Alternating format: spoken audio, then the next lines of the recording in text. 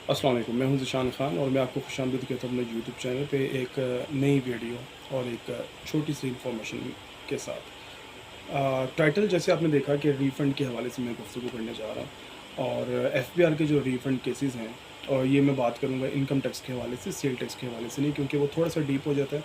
तो मैं चाह रहा हूँ थोड़ा सा बिगनर लेवल पे जो है ये इन्फॉर्मेशन मैं आपको दे सकूँ। तो इनकम टैक्स के हवाले से मैं रीफ़ंड की बात करूँगा और इंडिविजुअल्स की मैं बात करूँगा, नॉट फॉर कंपनीज़। हम अक्सर ये देखते हैं कि जो इंडिविजुअल्स हैं जब अपनी टैक्स रिटर्न्स फाइल करते हैं, स्पेशली अक्सर जो हैं सैलरीड पर्सन्स, उनके केसेस सामने नज़र आते हैं। सैलरीड पर्सन यानी जो लोग जॉब कर रहे हैं, उनकी अक्सर जो सैलरी के जो टैक्स होते हैं वो डिडक्ट हो जाते हैं एट द स्पॉट, और उनका जो एम्प्लॉयर है वो टैक्स काट लेता है। उसके बाद उन्होंने जो टैक्स मज़ीद पे किए होते हैं, जैसे मोबाइल टैक्स सर्टिफिकेट्स होते हैं, पीटीसीएल टैक्स सर्टिफिकेट्स होते हैं, या इसके अलावा अगर उन्होंने प्रॉपर्टी वगैरह परचेज़ की होती है तो उसके ऊपर 236C या 236K का जो टैक्स उन्होंने पे किया होता है परचेज़ या सेल के ऊपर 3% के हवाले से। तो जब वो अपनी रिटर्न्स फाइल करते हैं तो अक्सर जो टैक्स है वो रिफ़ंड में आ जाता है और रिफ़ंडेबल टैक्स आ रहा होता है। तो उसका मतलब ये होता है कि आप ये टैक्स एफबीआर से ले सकते हैं, ठीक है।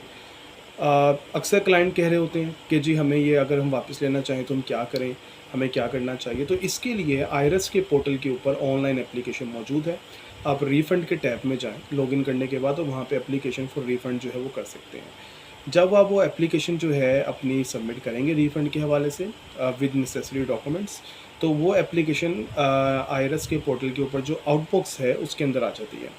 आउटबॉक्स का मतलब ये होता है कि जी आपकी एप्लीकेशन सबमिट हो गई है, लेकिन अभी तक वो रिव्यू नहीं हुई या उसके ऊपर फाइनल डिसीजन नहीं हुआ, ठीक है, फैसला नहीं हुआ उसके ऊपर।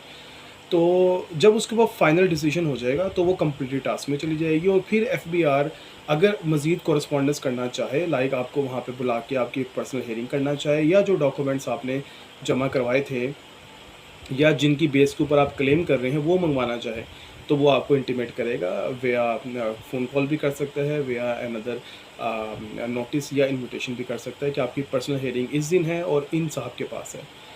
अगर एफबीआर सेटिस्फाई हो जाता है तो फिर आपको आपका रिफ़ंड का जो बैंक ड्राफ्ट है वो भी मिल सकता है, या आपके ऑनलाइन जो आपका लिंक्ड अकाउंट होगा उसमें पैसे क्रेडिट हो जाएंगे। तो रिफ़ंड के हवाले से पहला चीज़ तो ये थी कि अगर आप पैसे लेना चाहें वापस, तो आपको इस तरीके का जो प्रोसेस है वो करना पड़ेगा। आपको कम आईआरएस लॉगिन करके रिफ़ंड के टैब में जाके वहाँ पे एप्लीकेशन सबमिट करनी पड़ेगी।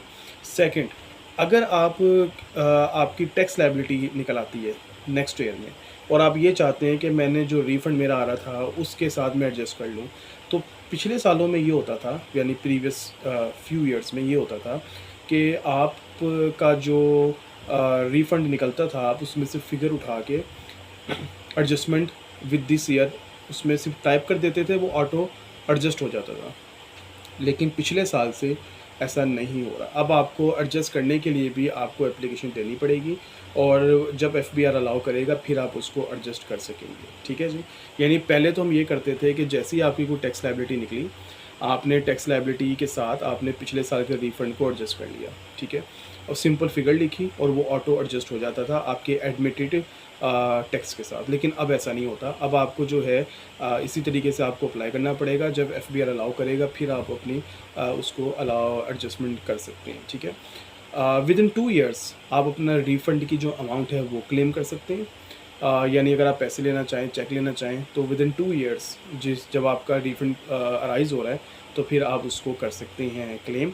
अदरवाइज़ जो है आप उसको एडजस्ट करना चाहें तो वो एडजस्ट कर सकते हैं, लेकिन with the prior permission of the FBR authorities. तो ये एक छोटी सी इन्फॉर्मेशन थी कि अगर आप अपना रिफ़ंड लेना चाहते हैं तो आपने आईआरएस के पोर्टल पे जाना है, वहाँ पे रिफ़ंड में जाके वहाँ पे एप्लीकेशन मौजूद है, वहाँ पे आप उसको कर सकते हैं, ठीक है। बाकी हो सकता है कि एफबीआर आपको इनवाइट करे पर्सनल हियरिंग के लिए, या फिर मज़ीद डॉक्यूमेंटेशन के लिए आपको वो डॉक्यूमेंट्स या एविडेंस प्रोवाइड करने पड़ेंगे। एफबीआर उसको असेस करेगा, असेस करने के बाद आपकी एप्लीकेशन अप्रूव होगी, फिर आपको रिफ़ंड मिलेगा। तो ये थी आज की वीडियो। आई होप कि एक नई इन्फॉर्मेशन आपको मिली होगी। मज़ीद इन्फॉर्मेशन के लिए चैनल को सब्सक्राइब करना मत भूलिएगा। किसी किस्म का कोई क्वेश्चन होता है, कोई फाइनेंशियल सर्विस आपको रिक्वायर्ड होती है, तो आप मुझे व्हाट्सएप पे मैसेज कर सकते हैं। इसके अलावा कोई और अगर आपको इन्फॉर्मेशन रिक्वायर्ड है तो आप मुझे कमेंट कर सकते हैं। चैनल को सब्सक्राइब करना मत भूलें। इजाज़त दीजिए, दुआ में याद रखिएगा। अल्लाह हाफ़िज़।